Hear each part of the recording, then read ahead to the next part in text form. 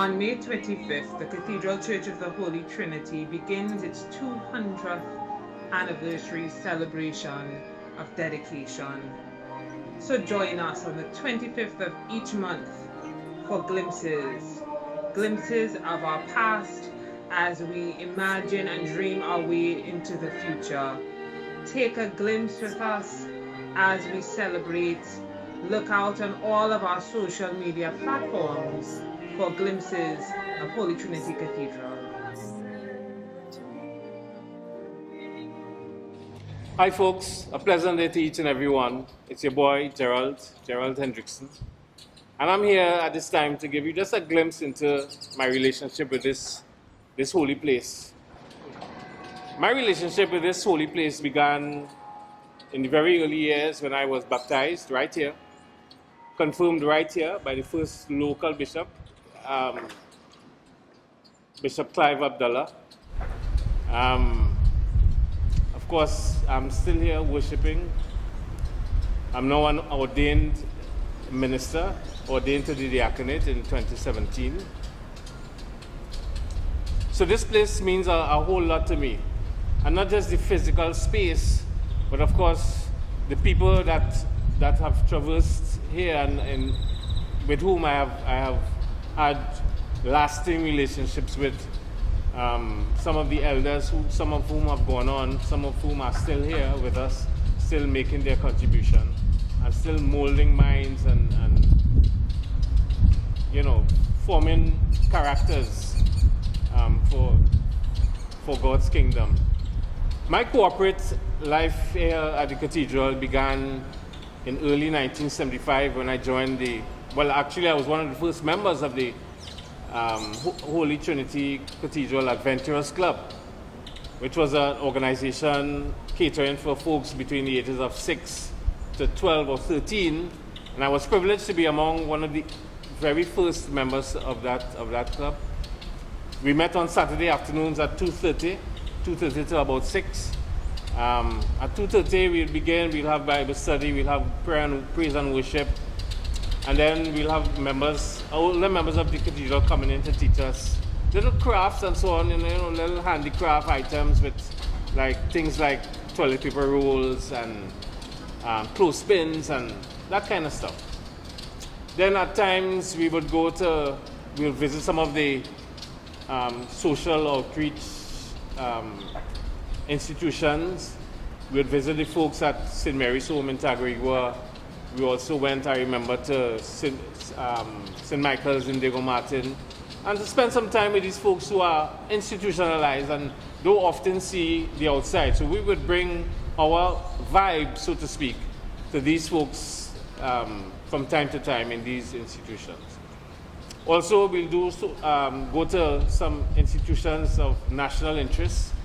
For example, the Ace Right Center.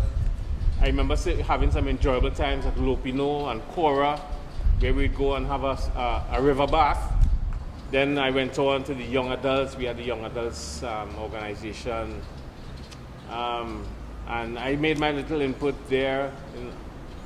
We also had a sports club. We went on to have a sports club, actually, where we would meet every Saturday and other days, public holidays and so on, when we play sports. As I mentioned, we have two vast car parks, which is usually empty on a Saturday and public holidays.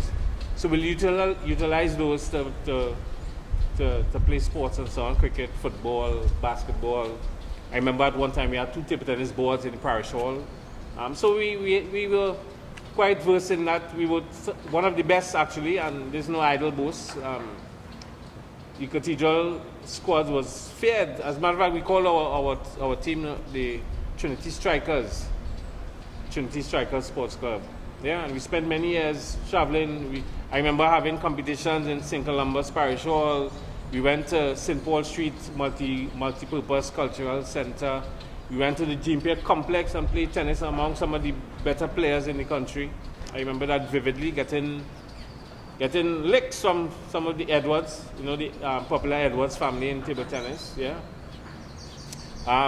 And some of the other places around. So we traveled and engaged other parishes. We would invite some of them would invite us to come on their compound to play sports and so on. So we really had a good time in the sporting aspect. My spiritual life here at the cathedral has been uplifted by quite a few folks. As I mentioned, I was baptized and confirmed here, and this is the only parish that I know really. I've attended others week by week, Sunday by Sunday, but has been my foundation here. My first dean was the now retired Bishop Gerald Dublin, and he has had a great influence in my life in terms of my spiritual foundation. Of course, there are quite a few others. In terms of deans, I've worked under Nolly Clark, Dean Nolly Clark, and he was followed by Dean Sampson, and then he was followed by, we had an interim dean, Father Carl Williams, and I'm still here working under our incumbent Dean Shelley Antinia. All of these folks, in their own special way, have influenced me in my life. All in all, this has been quite a learning experience for me. It hasn't done yet. As I mentioned, I was ordained deacon in 2017 and still operating in that capacity here at the cathedral. And I hope to continue working with all the folks from the dean come right down, members of the vestry, the wardens, all the various groups and organizations that we have, and the folks who just simply come to worship. I've had nothing but love and respect and care from all the folks who I've interacted with here at the cathedral. And I actually call this place my home away from home, really and truly. Because in growing up and in previous years, when I'm not home, I'm here at the cathedral. We are here at the cathedral Lyman by the South Gate. Yes, that was a popular Lyman spot after we had our activities and so on. But this has been really, and of course the love and the care that the folks have extended to me and to others, of course, has nothing less than a blessing indeed. So I trust that my little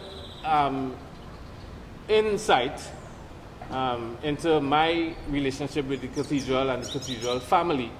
Every time I get the opportunity to go on the microphone, I address the congregation as cathedral family, because it has been nothing short of a family relationship here.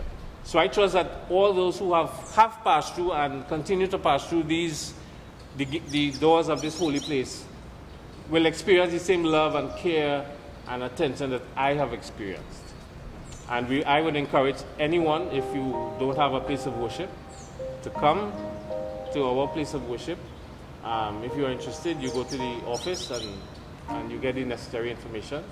And we take it from there, and we invite you into our family of faith, and we welcome you into our family, and we move on as one body, one parish, one cathedral family. I hope I've been able to enlighten you and give you an insight into my relationship with this place, and so I wish you all the best and continued success. Bless.